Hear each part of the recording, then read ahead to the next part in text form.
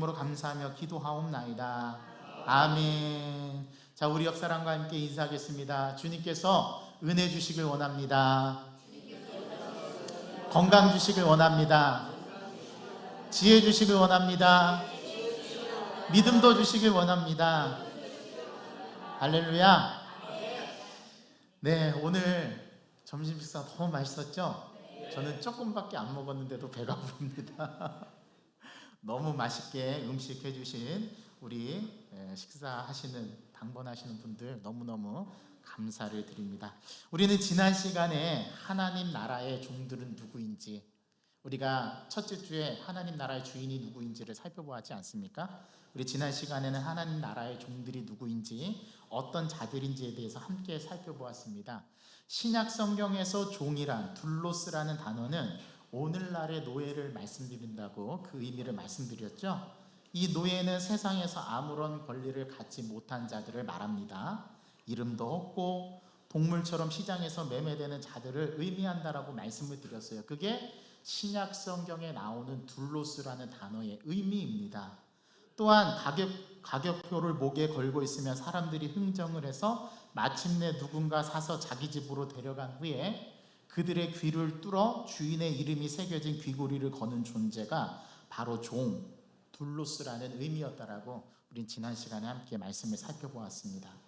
아무리 열심히 일해도 노예에게는 대가가 없었습니다. 그래서 지난주 누가복음 17장의 말씀에서 예수님이 종에게 어서 와서 먹으라고 청하는 주인의 이야기를 했을 때 제자들이 웃음을 터뜨릴 수밖에 없었던 이유가 이렇기 때문이라고 말씀드렸죠.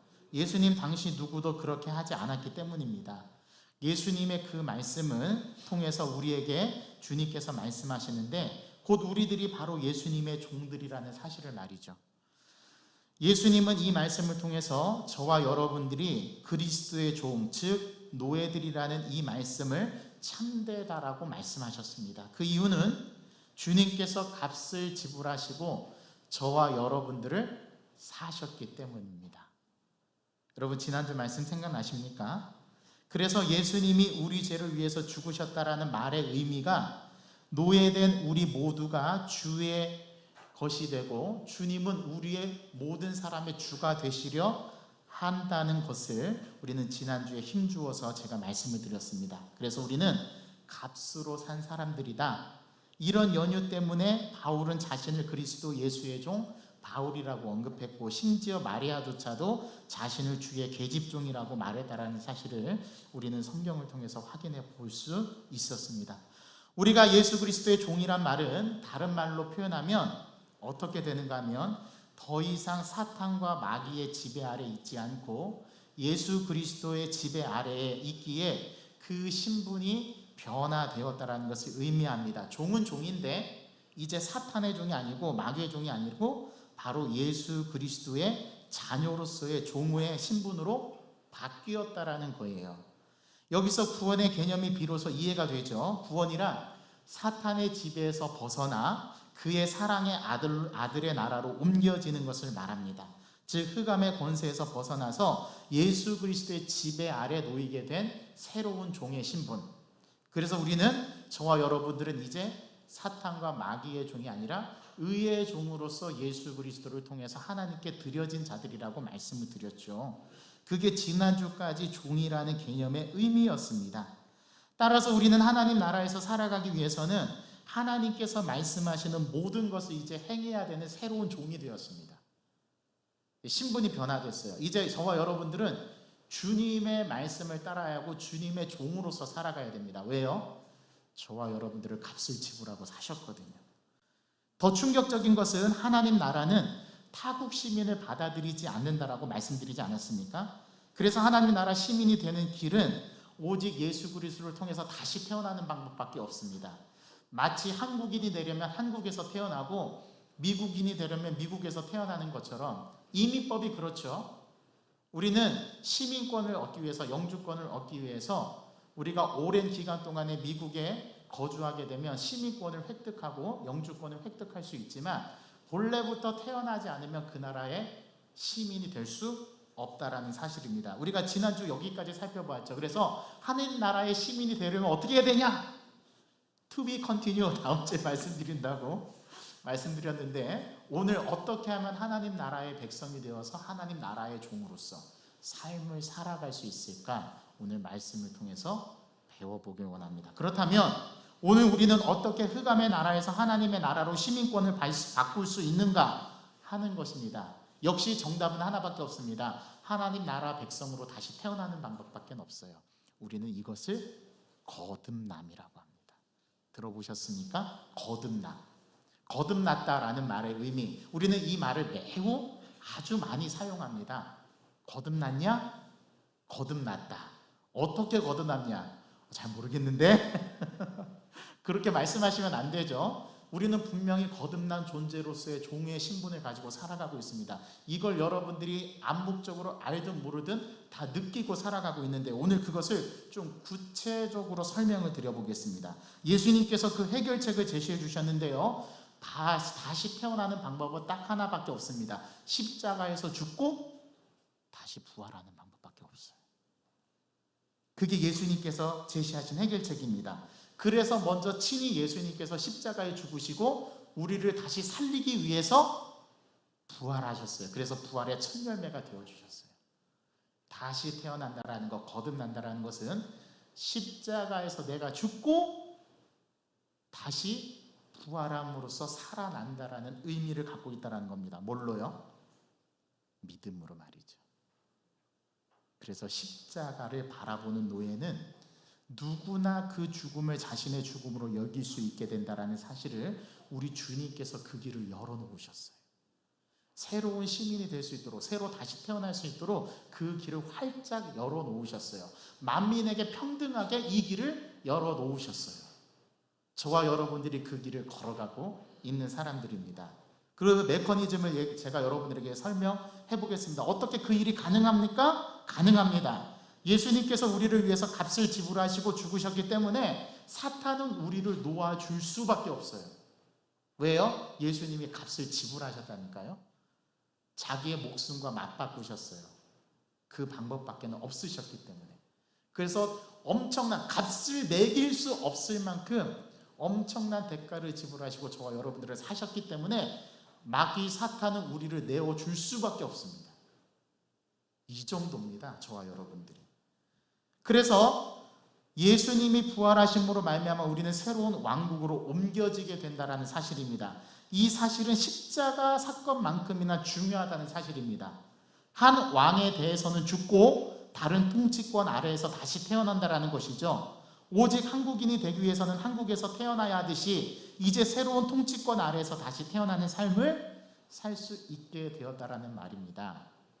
여러분, 이 증표가 뭔지 아세요?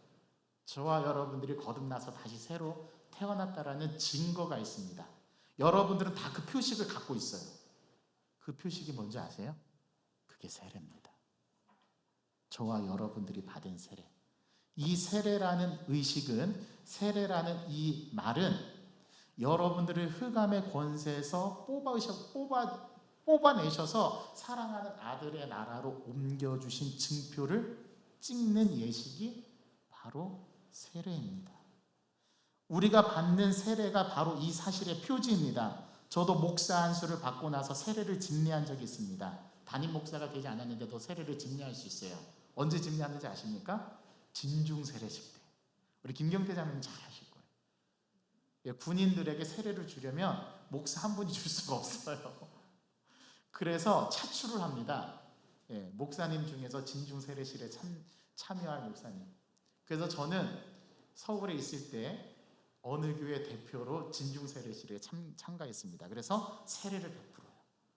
또 저는 담임 목사가 되어서 세례식을 집례했습니다. 우리는 세례식을 의식으로 생각하기 쉬운데 사실 이 세례는 엄청난 의미의 비밀이 담겨 있습니다.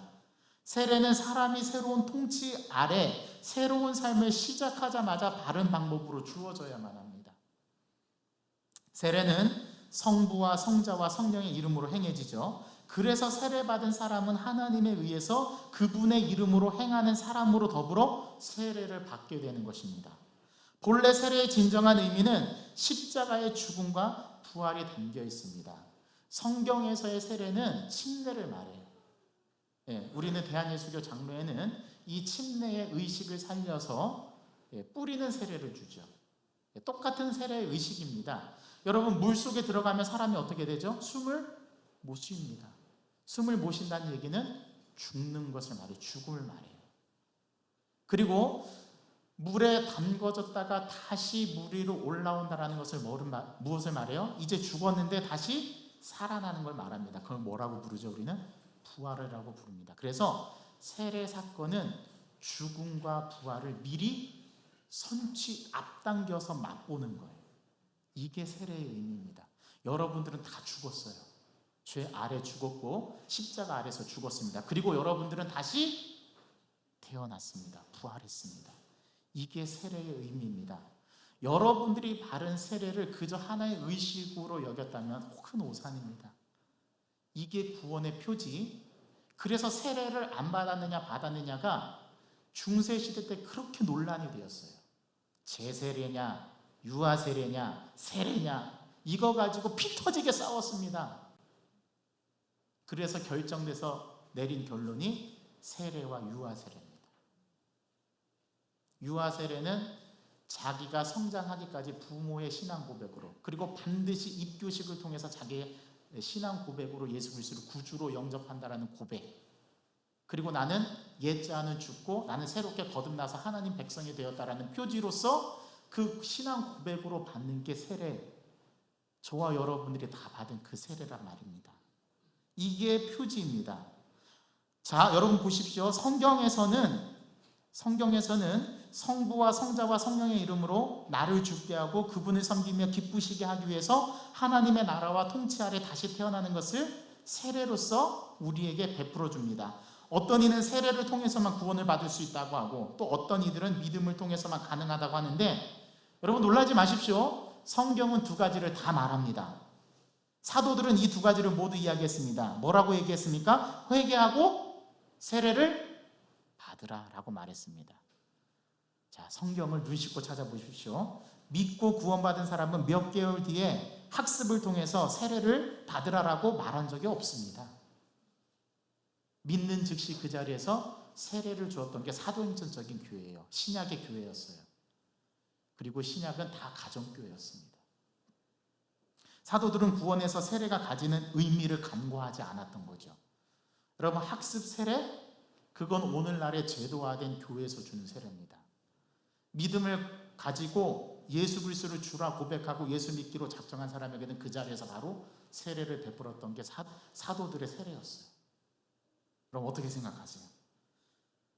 여러분, 제 손에 10,000원짜리 지폐가 있다라고 가정을 해봅시다. 지폐는 두 가지의 가치가 있습니다. 하나는 고유 가치로서 종이와 잉크의 가치인데 이것은 별로 중요하지 않아요. 500원만 있어도 10,000원짜리 지폐보다 더 큰 종이로 우리는 살 수 있습니다. 그렇지 않습니까? 또 약간의 녹색 잉크만 있으면 가짜라 할지라도 10,000원짜리 많은 지폐를 찍어낼 수 있습니다. 요즘에는 복사기가 너무 잘 나와서요. 칼라 복사기라면 진짜 똑같이 진짜 돈과 거의 흡사할 정도로 돈을 찍어낼 수가 있어요. 이게 종이로서의 가치입니다. 자, 그런데 지폐에는 보다 더 큰 다른 가치가 있죠. 그것은 나라에서 인정한 은행이 지폐의 가치를 보장한다라는 겁니다. 1,000원짜리 종이 조각인데 그 1,000원은 1,000원이라는 1,000원어치의 가치를 은행이 매겨줘요.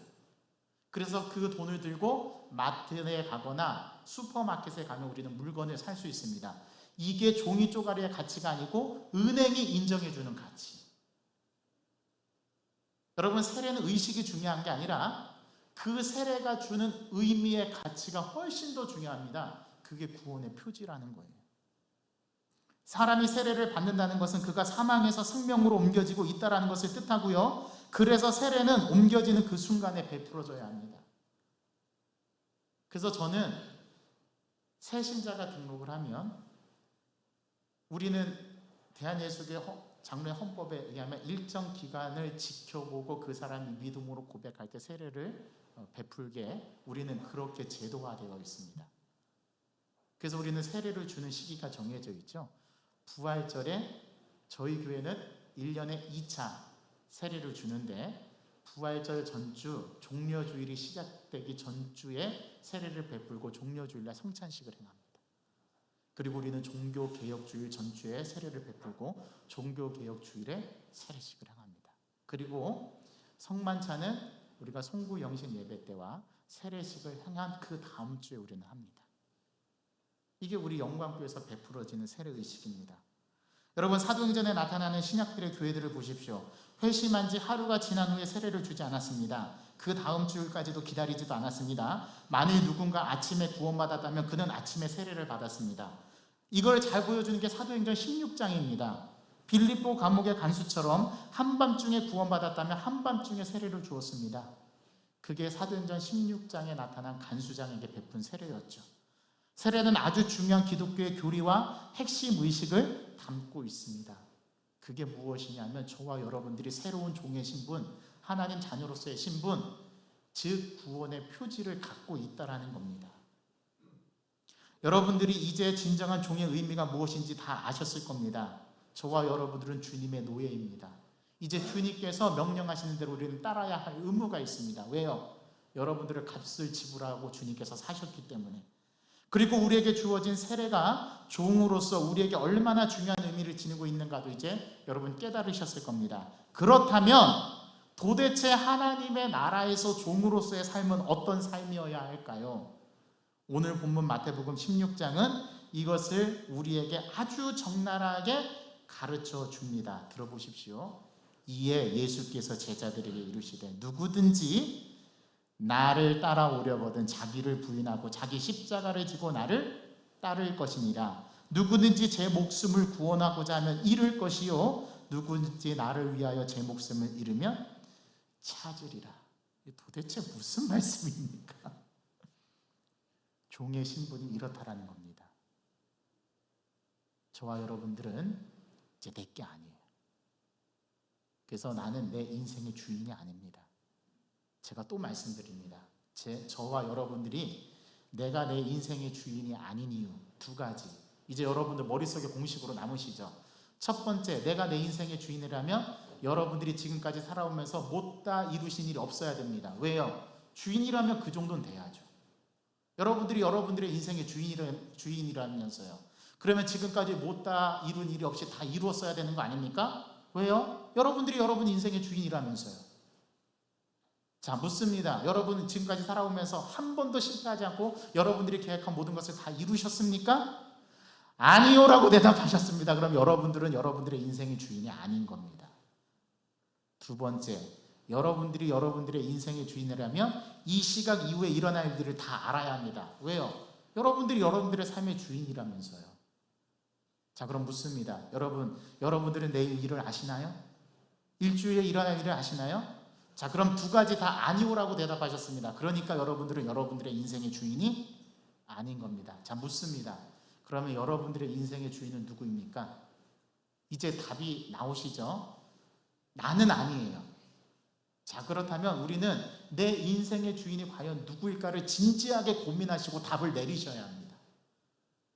여러분들과 저는 새롭게 거듭난 하나님 백성이라니까요. 예수 그리스도의 종이라니까요. 예수 그리스도의 노예라니까요. 그러면 이제 내 삶은 내 것이 아니라 누구 거라고요? 예수님 거. 왜요? 예수님이 값을 지불하고 나를 사셨으니까. 그래서 하나님께 의의 병기로 나를 의의 종으로서 다시금 가치를 매겨주셨습니다. 그게 저와 여러분들의 가치입니다. 종이의 가치가 아니라 종이 그 종으로서 주는 의미의 가치 말이죠. 이거를 우리는 깨달아야 합니다. 누구든지 제 목숨을 구원하고자 하면 잃을 것이요 누구든지 나를 위하여 제 목숨을 잃으면 찾으리라. 이 말씀을 이상한 말씀으로 여겨서는 안 됩니다. 많은 사람들은 목숨을 구원하고자 교회에 나옵니다. 이상한 일이 아니에요. 그러나 이것은 예수님의 뜻을 무시하는 처사입니다. 왜냐하면 이 나라에서는 그분이 주님이시기 때문에 그렇습니다. 예수님은 마태복음 13장에서 천국은 마치 대단히 좋은 진주를 발견한 상인과 같다고 말씀하셨습니다. 비유하셨습니다. 매우 값비싼 진주를 발견하고서 그 상인은 돌아가서 가진 모든 것을 다 팔아서 그 진주를 어떻게 했어요? 샀습니다. 그래서 그 진주는 누구의 소유가 되었어요? 그의 소유가 되었어요. 어떤 그리스도인들은 이 비유를 우리가 매우 값비싼 진주이고 그리스도께서 우리를 구속하시기 위해서 모든 것을 포기하셔야만 했다는 식으로 이해합니다. 잘못 이해하신 겁니다. 우리는 이제 그분이 값비싼 진주임을 알아야 합니다. 누가요? 예수 그리스도께서. 값비싼 진주임을 깨달아야 합니다. 우리는 우리의 행복, 나의 안전, 나의 명예, 영생을 찾는 상인들입니다. 따라서 예수님을 찾으면 모든 것을 대가로 치러야 합니다. 그분을 목숨 걸고 사야 합니다. 여러분 전 재산을 다 파셔야 합니다. 그분께 행복, 기쁨, 평강, 치유, 안정, 영생 등 모든 것이 있습니다. 그래서 우리는 묻습니다. 뭐라고 물어야 합니까? 저는 이 진주를 사고 싶습니다. 가격이 얼마입니까? 그러자 상인이 대답하죠. 이 진주 말입니까? 상인이 말하죠. 예, 그 진주 말입니다. 얼마나 비싼데요? 굉장히 비쌉니다. 제가 이 진주를 살 수 있다고 생각하십니까? 물론이죠. 누구나 살 수 있습니다. 하지만 굉장히 비싸다고 하지 않았습니까? 그랬지요. 도대체 얼마입니까? 당신이 소유한 모두를 내십시오. 상인이 대답합니다. 오랜 끝에 저와 여러분들은 마음을 정하고 우리는 좋습니다. 내가 사겠습니다라고 말했습니다. 자, 그렇다면 무엇을 가지고 계신지 알아볼까요? 상인이 묻습니다. 어디 여기 종이에다 한번 적어봅시다. 자, 여러분들도 대답해 보십시오. 여러분 은행에 얼마 있습니까? 어떤 분은 제 잔고는 1억 조금 넘습니다. 와, 좋습니다. 그럼 1억이라고 적겠습니다. 자, 여러분 또 얼마 있습니까? 잔고에 저는 20만 원밖에 없습니다. 여러분들 얼마나 있습니까? 여러분 그거 다 적으셔야 됩니다. 좋습니다. 자, 여기에 또 5천만 원이라 적겠습니다. 또 없습니까? 저는 그게 전부입니다. 더 이상 없습니까? 제 주머니에 또 돈이 얼마 있군요. 죄송합니다. 저는 없네요 지금. 자, 여러분들 주머니에 돈 얼마 갖고 계신가요? 그거 다 내놓으셔야 됩니다. 제 주머니에 돈이 얼마 있습니다. 얼마나 됩니까? 주머니를 뒤지기 시작합니다. 어디 보자. 30, 40, 50, 지갑에 80, 100. 여기 100만 원이 있습니다. 좋습니다. 또 100만 원이라 적겠습니다. 더 가지신 것 없습니까? 네, 그게 제가 가진 것 전부입니다. 어디 사십니까? 그는 여전히 캐묻습니다. 제 집에서 삽니다. 그래요? 집도 한 채 있으시군요. 또 집은 없습니까? 예, 제가 또 집을 갖고 있는데 그 세 주어서 세를 받아. 세도 있군요. 그것도 적겠습니다. 얼마씩 월세를 받습니까? 네, 60만 원씩 받습니다. 60만 원 또 적습니다. 자, 또 집 없습니까? 다른 거 없습니까? 그 종이 위에 또 적어 넣습니다. 아니, 집까지라니요. 그럼 저보고 어디서 살라는 겁니까? 저보고 캠핑카에서 살라는 말입니까? 캠핑카도 갖고 있습니까? 그거 캠핑카 적겠습니다. 그것도 내십시오. 다른 것은 더 없으십니까? 캠핑카도 없으면 이제 차 안에서 자야겠군요. 자동차도 있으세요? 자, 자동차 몇 대 갖고 계십니까? 네, 제가 벤츠하고 BMW 갖고 있습니다. 2대나 있습니까? 전 2대도 적겠습니다. 두 대 다 모두 내십시오. 자동차 2대. 또 없습니까? 또라니요. 당신은 이미 제 돈, 제 집, 제 캠핑카, 자동차를 모두 가지고 갔습니다. 더 이상 무엇을 원하십니까? 당신은 가족도 친지도 없으십니까? 아닙니다. 저와 처자식들이 있습니다만. 그래요? 처와 자식들도 있습니까? 그럼 처와 자식들도 적겠습니다.